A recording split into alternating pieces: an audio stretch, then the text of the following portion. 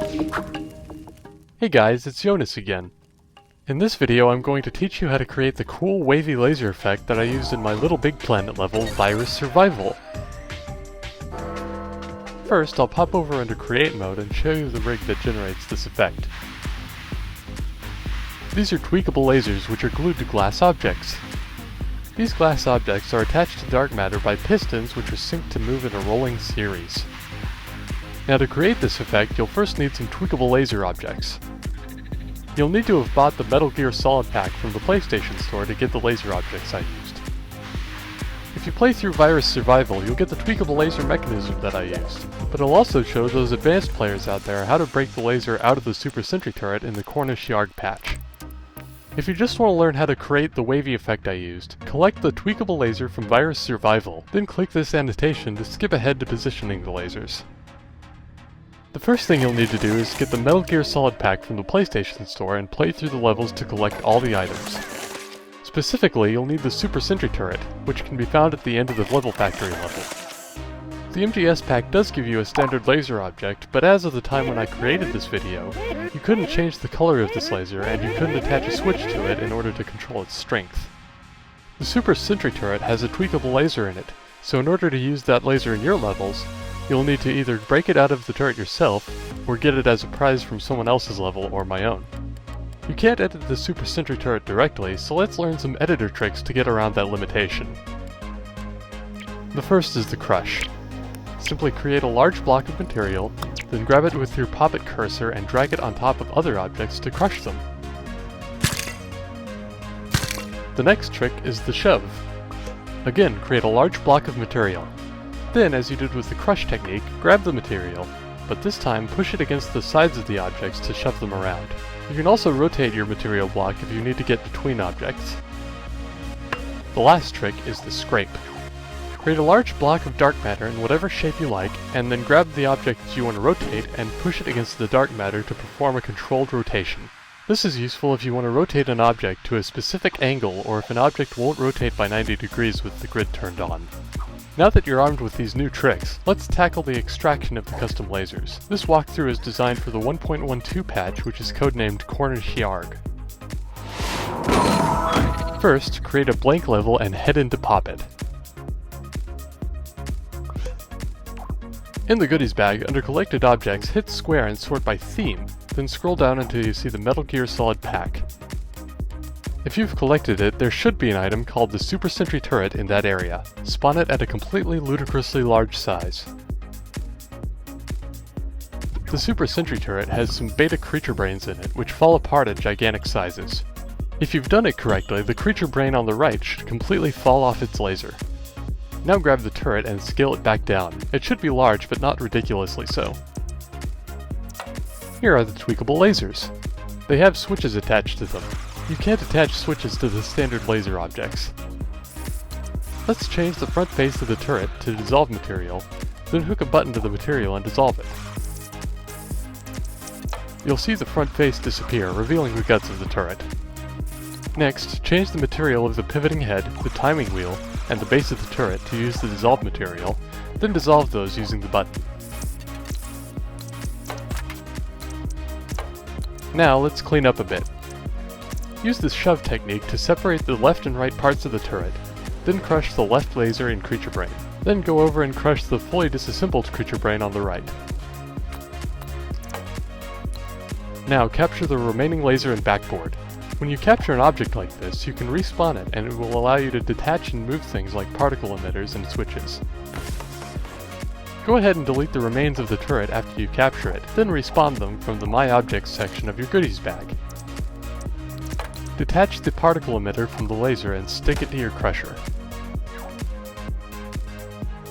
Then detach the switch terminal from the emitter.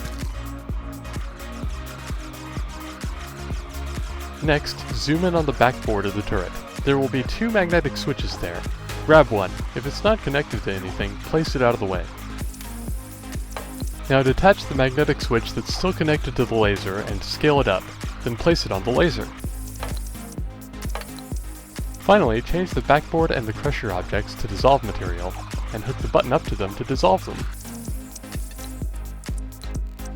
Now you can tweak the laser. Turn up the brightness all the way, bring the radius up to the max, and change the style setting to foggy. Now capture your custom laser so you don't have to go through that ridiculous series of hacks again. Hopefully Media Molecule will update the standard laser so that you can tweak it and attach switches to it someday. Now to create the actual mechanism that moves the lasers. Turn on the small grid, then create a small piece of dark matter. Duplicate the dark matter, move the copy up a little, and change it to glass or another material of your choice. Connect the glass to the dark matter using a piston with the settings shown here. To adjust these values finely, use the left analog stick instead of the control pad. Glue your tweakable laser to the glass, then move the magnetic switch onto the dark matter. Then add a magnetic key to the laser, setting it to the same color as the switch, or vice versa. Now tweak the switch, setting its behavior to speed, and adjusting the radius so that the magnetic key just escapes it when the piston is fully extended. If you're just joining us from earlier in the video, welcome back! Go ahead and place down the mechanism you got from Virus Survival and rotate it so that the laser shines horizontally and to the right. Duplicate the mechanism and position the copies as I'm doing here.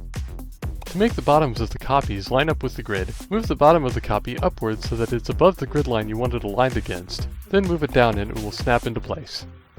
Once you have a set of 5 lasers, duplicate the set and position it so that the laser pattern repeats perfectly over on the right.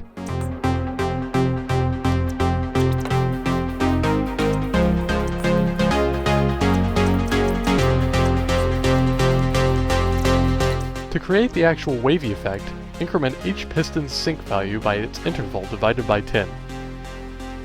In our case, we have a 3-second interval, so each successive piston should have 0.3 seconds added to its sync value.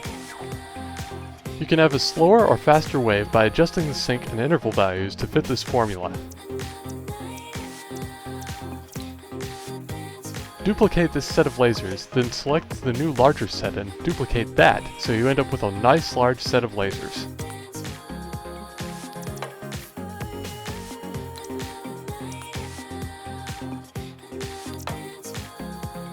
That's how the red laser wave is done. Now I'll show you how to do the crisscrossing rainbow version. Go through and tweak each laser so that you have a continuous spectrum of color.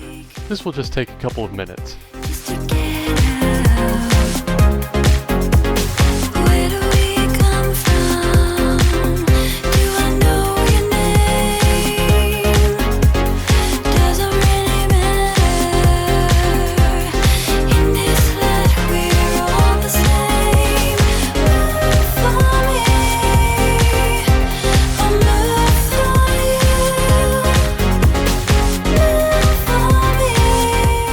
Next, create a large piece of dark matter, then duplicate the set of lasers you created, and rotate them so that they scrape against the dark matter, then delete the dark matter.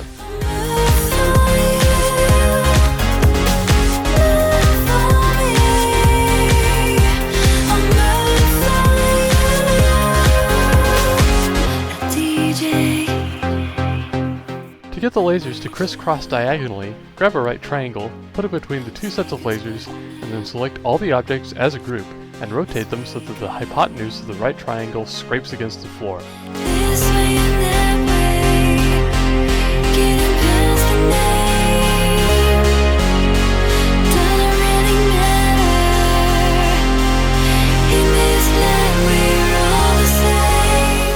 If you want the pattern to move in a different direction, simply use dark matter to rotate your lasers instead of the floor.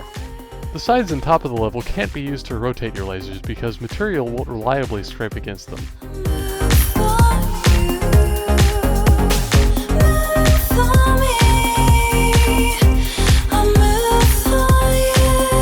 That's it. Hope this video has helped.